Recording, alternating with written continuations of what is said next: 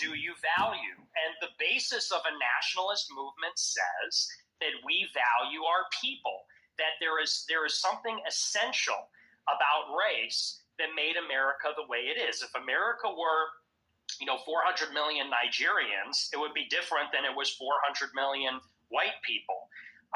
So that is essential to our worldview. If somebody marries the first generation immigrant from Asia, it would follow them that they really don't share our values.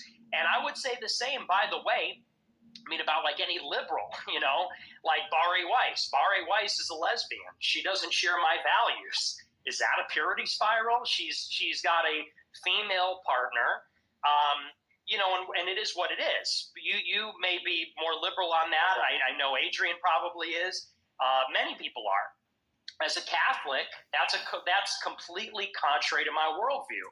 As a consequence, it seems to come off as you're finding excuses to throw people out of your movement and have a reason why nobody is good enough. That's not true. I like Michelle Malkin. It can go both ways too. A white ethno-nationalist movement for America.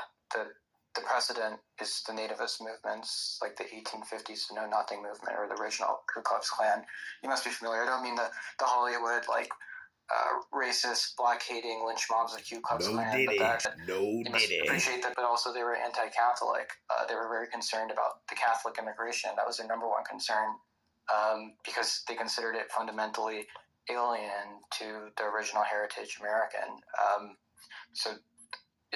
Maybe you could make the same argument for a white Christian ethno-state. You'd have to roll it back not to the 1920s, or really it was 1965 when the Irish Catholic and the Italian Catholics began to become opened up along with the rest of the world, but in 1924 when there were still strong restrictions.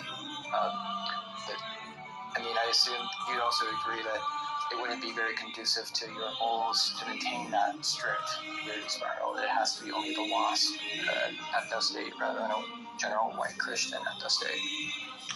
You're bringing up things that have nothing to do with the subject at hand, which is, we represent in this time, that was 100 years ago.